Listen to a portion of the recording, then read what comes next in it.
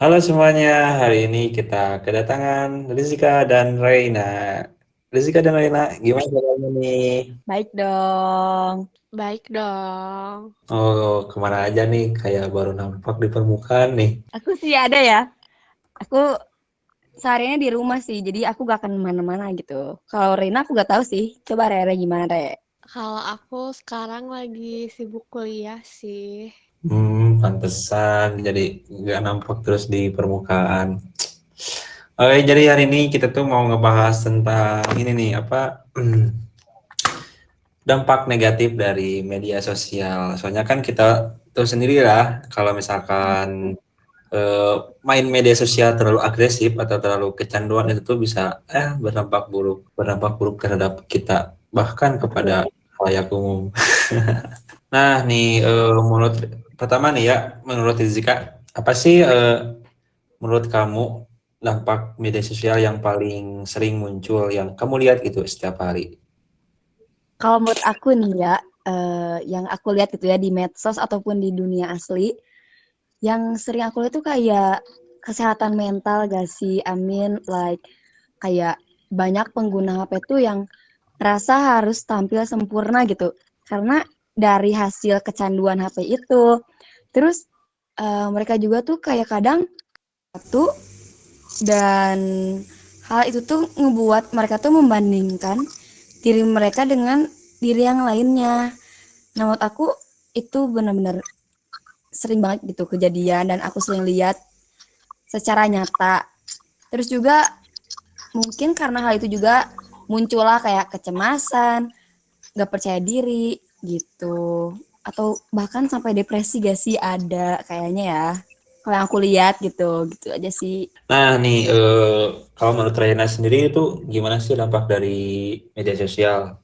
Oke, kalau menurut aku nggak jauh beda sama jawaban Rizka ya. Itu benar banget bahwa banyak banget pengguna yang merasa harus tampil sempurna depan sosial media. Padahal kadang di real life-nya tuh nggak sesempurna itu. Kadang juga banyak orang tuh gunain media sosial tuh hanya untuk pencitraan aja. Dan juga apalagi zaman sekarang orang tuh kayak berusaha untuk ngikutin standar orang lain gitu. Itu sih kalau menurut aku. Nah, kalau menurut kalian ya, dari hal yang tadi yang dampak negatif yang kalian omongin, ada kalian ngalamin sendiri gak sih hal-hal negatif seperti itu? Atau emang tiap hari kalian ngalamin? Dari Reina dulu deh. Ah, enggak pernah. Maksudnya kayak karena aku mah orangnya kayaknya udah ngerti gitu sama diri aku sendiri, jadi aku gak akan pernah membandingkan diri aku dengan orang lain gitu. Karena meskipun aku emang kecanduan sih, kayaknya semua orang tuh kecanduan sama HP ya, akibat dari COVID itu. Tapi aku bisa apa ya, membatasi diri lah untuk gak sampai kayak membandingkan diri, insecure sama orang lain, atau bahkan kayak apa Oh, depresi berarti enggak kamu aja masih bisa sih. Aman mengontrol aku gitu aman. ya, bisa mengontrol dengan sosial media sosial yang nggak berdampak negatif. Nah, kalau dari Reina Of sendiri itu gimana course. tuh? Ngalamin nggak? Kalau menurut aku sih, kalau dari aku sih, eh kalau aku ngalamin langsung, sebenarnya kadang aku ngalamin, kadang juga enggak. Cuman mungkin yang paling kerasa tuh kecanduan handphonenya. Emang kayak seharian tuh kalau ada notif sedikit, misalkan aku lagi nugas, terus aku lihat notif, pasti langsung ke distract gitu. Mungkin itu sih yang paling ngaruh. Kayak dari bangun tidur sampai mau tidur lagi, aku pasti pegang handphone gitu.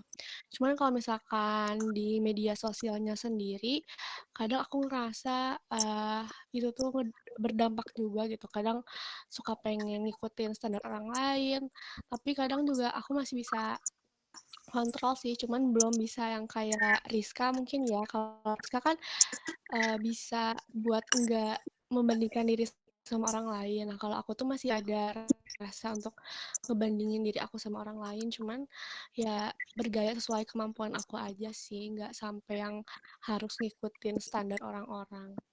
Gitu ya, Kak. Oh, berarti dari dua-duanya itu ya masih bisa mengontrol ya, bisa mengontrol diri terhadap sosial media. Ya at least lah maksudnya. Nah, Iya. gimana gimana gimana? Ya maksudnya at least bisa lah gitu. Nah, tapi ngaruh gak sih terhadap ini apa sih namanya teh?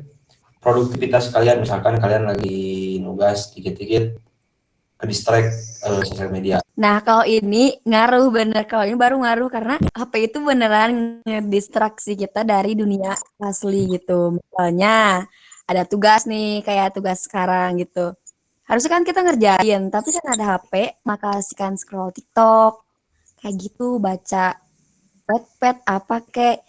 Ya benar-benar distraksi sih, HP itu beneran nyata. Itu doang sih, distraksi gitu buat diri aku. Kalau dari Lena sendiri gimana tuh? Ke distract gak sih dengan adanya sosial media terhadap produktivitas kamu? Kalau aku sama kayak yang tadi aku bilang sebelumnya, itu kayak ngedistraksi banget ya, apalagi kayak di zaman sekarang. Terus sebenarnya ada kelebihan dan kekurangannya juga. Kayak kelebihannya sekarang kita kalau nugas tuh yang asalnya mungkin harus ke rekom gitu ya, tapi karena ada handphone kan bisa dilakuin dari rumah masing-masing gitu. Tapi mungkin kekurangannya itu tadi sama kayak yang dibilang Rizka, kalau misalkan lagi nugas, aku tuh harus kayak ngasih, pengingat gitu loh, kalau biar aku nggak kedistraksi, caranya kayak misalkan matiin data atau misalkan di mode pesawat handphonenya supaya aku nggak ke-distract. Soalnya itu tuh bener-bener ngaruh banget sih sama produktivitas aku sehari-hari.